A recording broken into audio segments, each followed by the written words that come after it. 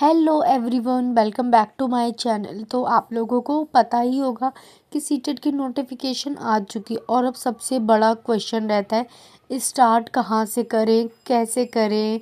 तो इन सब चीज़ों के बारे में हम इस वीडियो में बात करने वाले हैं। सिलेबस इतना भी बड़ा नहीं है और इतना भी हार्ड नहीं है, हम लोग कर सकते हैं। बट बहुत सारे लोग आप में से होंगे जो वर्किंग होंगे, इसलिए पैनिक मत करो, हो जाएगा सब। अभी बहुत टाइम है, अभी 3 महीने हैं हमारे पास। मैं भी वर्किंग हूँ, 7 से 12 मेरा स्कूल होता है एंड वहाँ से आते आते मुझे 2 बज जाते हैं बड़े आराम से। थोड़ा रेस्ट करती हूँ एंड उसके बाद फिर मैं पढ़ने बैठ जाती हूँ। तो हमारा जो सबसे पहला स्टेप होता है वो होता है सिलेबस। आप लोग सिलेबस देखो, उसको एनालाइज करो, उसको लिखो कहीं पे कि हाँ ये सिलेबस है, मुझे ये करना है, इस तरीके से करना है, कौन सा टॉपिक इम्पॉर्टेंट है, सब कुछ मतलब नोट कर लो अच्छे से। Because you have to understand the concept. अगर आप कॉन्सेप्ट नहीं समझोगे तो आंसर आप नहीं कर सकते।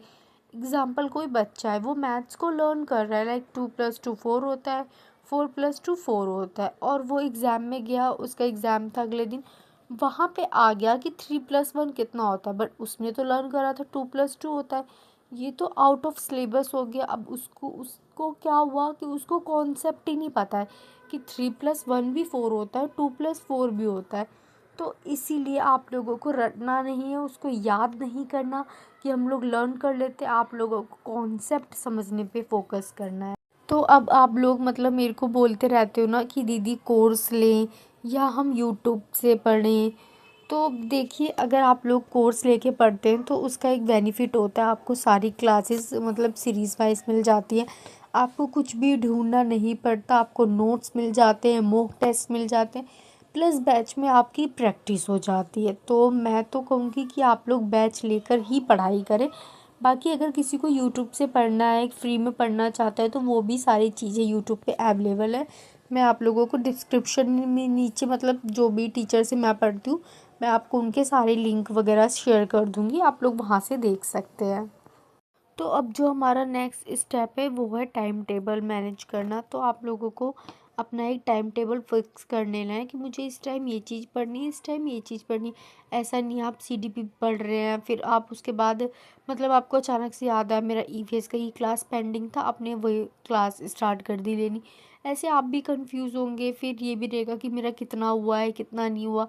इसलिए आप लोगों को एक टाइम टेबल बना लेना है कि मैं सीडीपी पढ़ूँगा इस टाइम मुझे ईवीएस को देना है, इतना टाइम मुझे मैथ को देना है। जो सब्जेक्ट आपको डिफ़िकल्ट लगता है आपको उसको ज़्यादा टाइम देना है, जिस टाइम में आपको फ़न आ रहा है मतलब मज़ा आ रहा है पढ़ने में, उसको आप थोड़ा कम टाइम दोगे तो भी मतलब मैनेज हो जाएगा अच्छे से। एंड तो जो हमारा थर्ड स्टेप होता है वो होता है एनसीईआरटी। तो एनसीईआरटी बहुत ही ज़्यादा इम्पोर्टेंट है, चाहे पेपर 1 हो चाहे पेपर 2 हो। मैं अपने हर वीडियो में बोलती हूँ, मैंने इससे रिलेटेड वीडियो भी बना रखी है कि एनसीईआरटी को हम पढ़ें कैसे। तो आप लोग वो वाली वीडियो देख सकते हो, बिकॉज एनसीईआरटी बहुत ही ज़्यादा इम्पॉर्टेंट है। मॉक टेस्ट और रिवीजन करना भी आप लोग बिल्कुल ही ना भूलें। सीटेट के पुराने प्रीवियस ईयर क्वेश्चंस को सॉल्व करो, मॉक टेस्ट देखो, उनको एनालाइज करो, उनको करो, आपकी मिस्टेक कहाँ पे हो रही है वो चीज़ें भी चेक करो।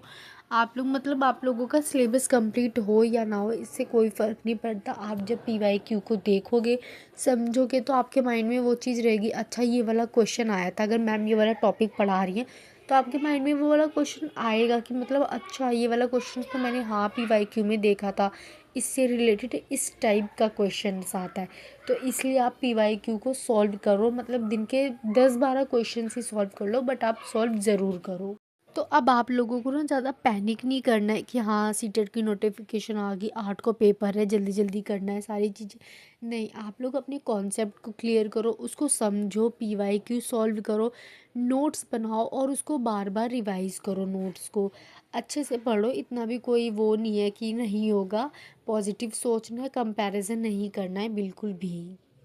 नोट्स बनाओ, शॉर्ट नोट बनाओ, उसको अच्छे से पढ़ो, एनालाइज करो, बार बार रिवीजन करो। बहुत सबका मतलब पढ़ने का अपना अलग अलग तरीका होता है। मेरा ये है ना कि जैसे अगर कोई स्क्रीन पे भी चीज़ें दिख रही है ना मेरे को, उसमें भी नोट्स मिले हैं, तो मैं पहले उसका प्रिंट आउट निकलवाऊँगी, फिर मैं उन चीज़ों को हाईलाइट करके फिर मैं पढ़ती हूँ। क्योंकि मेरे को जब तक वो चीज़ विजुअली बुक वगैरह या नोटबुक में नहीं दिखती ना, मेरे से नहीं पढ़ा जाता, मतलब फ़ोन और लैपटॉप वगैरह में।